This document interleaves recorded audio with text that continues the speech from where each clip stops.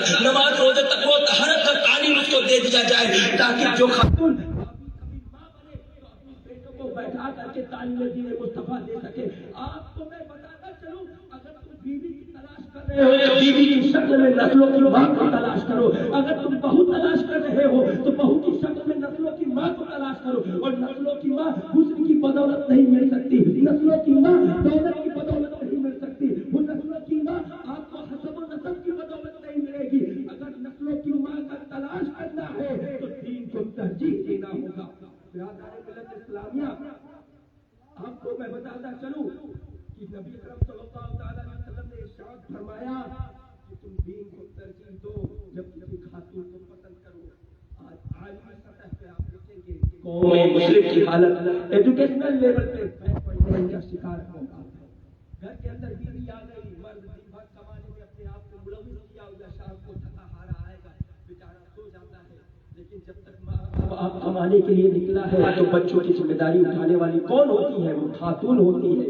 اور جب خاتون اچھے لیول پہ ہوگی، آپ کی بیوی، آپ کی بہو اچھے معیار کی ہوگی، تعلیم دین مصطفیٰ اس کے اندر ہوگا، دنیاوی تعلیم اس کے اندر ہوگا، تو یقینی طور پہ آپ باہر کمانے کے لیے جاؤ گے، رزق کی تلاش میں جاؤ گے، تو آپ کی بیٹی، آپ کی بیوی آپ کے بچوں کی تربیت کرتی ہوئی نظر آئے گی کہ بچہ اسکول سے کیا کام لے کر کے آ رہا ہے، اس کے ہوم ورک کو پورا کراتی ہوئی نظر آئے گی۔ بچہ اگر دین کی تعلیم نہیں سیکھا ہے تو قاعدہ سے لے کر کے قرآن تک کی تعلیم اپنے بچے کو خود دے سکتی ہے۔ یہ کب ہوگا؟ جب آپ اپنے پاس اپنے لیے اپنے بچیوں کو پڑھانے کی کوشش کریں گے، بچیوں کو دینی تعلیم دینے کی کوشش کریں گے۔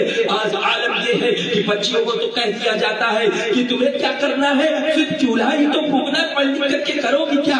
یاد رکھو، علم سے انسانیت سنورتی ہے، علم کے بغیر انسان زندہ لاش ہے۔ یقینی طور پر اگر کسی انسان کے پاس علم نہیں، علم کی اہمیت نہیں معلوم، تعلیم نہیں، وہ انسان ادھورا ہے، اسے حق اور باطل کا فرق کرنے کا طریقہ نہیں معلوم ہوگا، اسے صحیح غلط کا فیصلہ کرنے کا طریقہ نہیں معلوم ہوگا۔ جب کوئی خاتون پڑھی لکھی آپ کے گھر میں آئے گی تو آپ کی نسلوں کو سنوارتی ہوئی نظر آئے گی، اور وہ نسلوں سے آپ کا گھر آباد ہوتا نظر آئے گا۔ اسی لیے میرے نبی نے فرمایا کہ تم چار چیزوں کو تو ضرور دیکھو، لیکن ترجیح کس پہ دیا کرو؟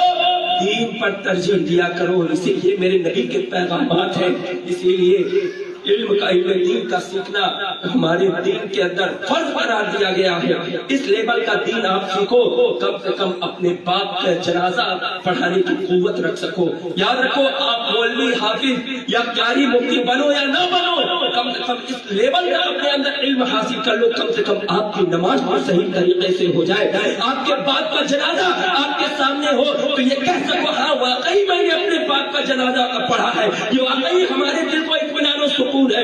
مجمع میں اتنا بڑا مجمع ہے، میں آپ سے پوچھوں، آپ نے اپنے باپ یا اپنے رشتہ دار، بیٹے، بھائی کسی کا بھی جنازہ پڑھا ہوگا، آپ اپنے دل پہ ہاتھ رکھ کے بتاؤ کیا آپ نے واقعی صحیح طریقے سے نماز جنازہ پڑھا ہے؟ تو آپ کا دل خود گواہی دے گا، نہیں ہم نے صحیح طریقے سے نہیں پڑھا، کیونکہ ہم نے علم دین ہی حاصل نہیں کیا، ہم نے تو صرف اپنے آپ کو دنیا کی عیش و عشرت سے برباد کر دیا۔ آج ہم مسلمان اپنے آپ کو مسلمان ہونا کہتے ہیں، لیکن آج عالم قوم کا یہ ہے کہ خود کو یہ طریقہ نہیں معلوم کہ جنازہ کس طریقے سے پڑھنا ہے۔ آج میں آپ کو بتاؤں، اکثر باپ اپنے بیٹے کا جنازہ نہیں پڑھتا، اکثر بیٹا اپنے باپ کا جنازہ نہیں پڑھتا، اکثر رشتہ دار اپنے رشتہ دار کا جنازہ نہیں پڑھتا۔ آپ ان سے کہو کہ قاری صاحب یہ جملہ آپ منبر نور پہ بیٹھ کر کے کیسے کہہ دے رہے ہو؟ تو میں کہوں گا بالکل میں کہنے کا حق رکھتا ہوں۔ میں آپ کو بتاؤں، جب آپ کو صحیح طریقے سے غسل کا طریقہ ہی نہیں معلوم تو آپ کا وضو ہی صحیح نہیں ہوگا، آپ کا وضو صحیح نہیں ہوگا تو آپ کا نماز خاص صحیح ہوگا۔ اور آگے میں آپ کو لے کے چلتا ہوں، نیت کا طریقہ ہی نہیں معلوم، دعائے میت ہی نہیں معلوم، نماز جنازے میں تکبیر کس طرح بولنی ہے یا پھر کس طریقے سے دعائیں پڑھنی ہے، ہمیں کچھ بھی نہیں معلوم۔ ہم نے تو ایک بھیڑ چال کی طریقے سے، جس طریقے سے ایک بھینس آگے چلتی ہے اس کے پیچھے پورا بھینس کا ٹولا آگے بھاگتا ہوا جہالت کی بنیاد پر چلا جاتا ہے، اسی کی کاپی کرتے ہوئے جنازے کی صفوں میں ہم اور آپ کھڑے ہو جاتے ہیں۔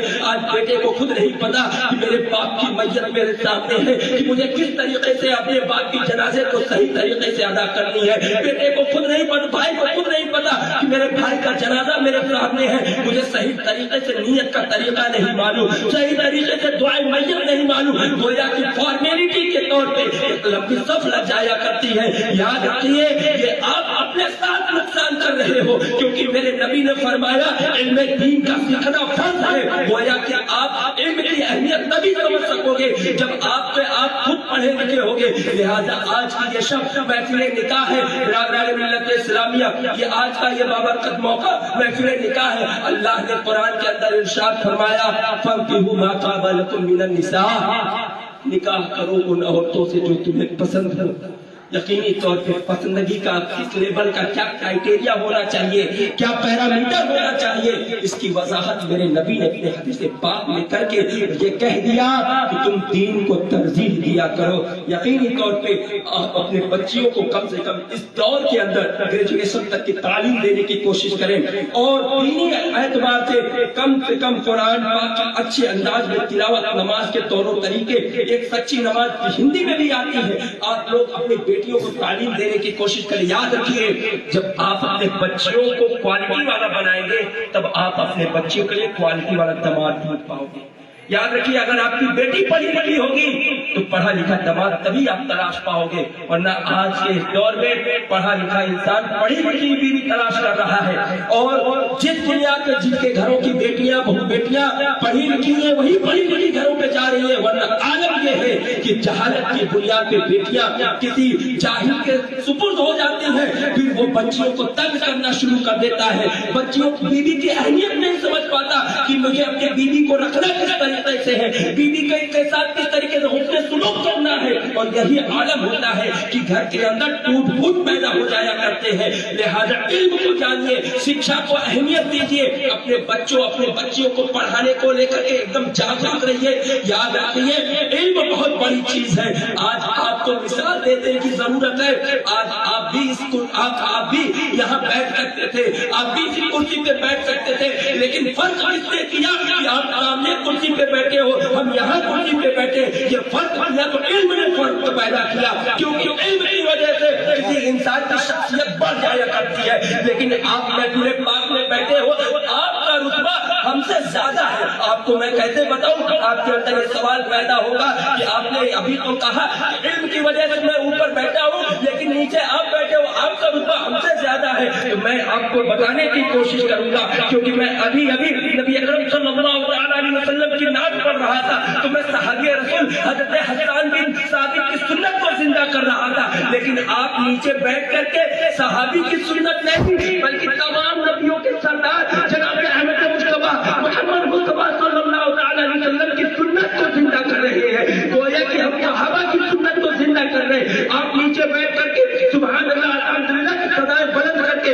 اپنے نبی کی سنت کو زندہ کر رہے ہیں. چنانچہ جب حضرت حسان بن ثابت اسٹیج پہ کھڑے ہو کر کے نبی کی نعت پڑھا کرتے تھے تو میرے نبی سامنے سے بیٹھ کر کے سنا کرتے تھے, اور پڑھنے کے ساتھ ساتھ حضرت حسان کو اپنے ہاتھوں سے نوازا کرتے تھے. چنانچہ آپ جو نیچے بیٹھ کر کے اپنے نبی کی گفتگو کو سن کر کے, اپنے خدا کے دین کی باتوں کو سن کر کے آپ سبحان اللہ بول رہے ہو نا, یہ نبی کی سنت کو زندہ کر رہے ہیں, ہم صحابہ کی سنت کو یہاں زندہ کر رہے ہیں. گویا کہ اس لحاظ سے آپ کا مقام, آپ کا رتبہ یہاں بھی بلند و بالا ہے. لہذا فرق پیدا ہوتا ہے علم کے ذریعے. آج عالم یہ ہے کہ قوم کے عالم کو دیکھا جائے, قوم مسلم کے نوجوان 8ویں 10ویں کے بعد سے اپنے آپ کو تجارت و کمائی میں شرف کر دیتے ہیں, اور کہہ دیا جاتا ہے کہ حضرت پیسے نہیں دینے کی بنیاد پہ ہم اپنے بچے کو پڑھا نہیں پا رہے. میں کہوں گا یہ سب سے بڑا مکاری, سب سے بڑا جھوٹ ہے. جو قوم شادی کے نام میں 5 سے 10 لاکھ روپے خرچ کرنا چاہتی ہے, وہ قوم کیا تعلیم کے نام میں اپنے بچوں کو پڑھا نہیں سکتی.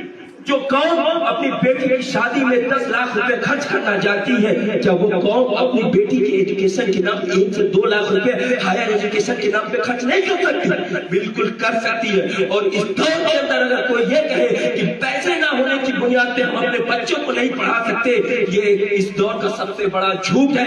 یاد رکھیے آدھی روٹی کھائیے لیکن اپنے بچوں کو پڑھائیے, کیونکہ پڑھانے سے آپ کا بھی نام بڑھے گا, آپ کی اولادیں جو آئے گی, بیٹا بھی رکھے گا. آج جس بیٹے کے لیے آپ کما رہے ہو نا, جس بیٹے کے لیے آپ دکانوں پر بیٹھ کر کے اپنی زندگی کو تباہ کرتے ہو اور یہ سوچتے ہو کہ گھر کے ساگ سبزی کا انتظام ہو جائے گا, میرا بیٹا کھا لے گا, میرا بیٹا جوان ہوگا. یاد رکھو جس بیٹے کی جوانی کے لیے آپ اپنی جوانی کو ڈبو رہے ہو, آپ اپنی جوانی کو تجارت میں برباد کر رہے ہو, یاد رکھو جب تمہارے بیٹے کے پاس تعلیم نہیں ہوگی نا وہی بیٹا مرنے کے بعد بھول جائے گا کہ میرے باپ کی قبر کہاں ہے, میرا باپ دفن کہاں کیا گیا تھا. کیونکہ عالم یہی دیکھا جاتا ہے کہ جب بیٹا باپ کو دفن کر کے چلا آیا سال میں کبھی گیا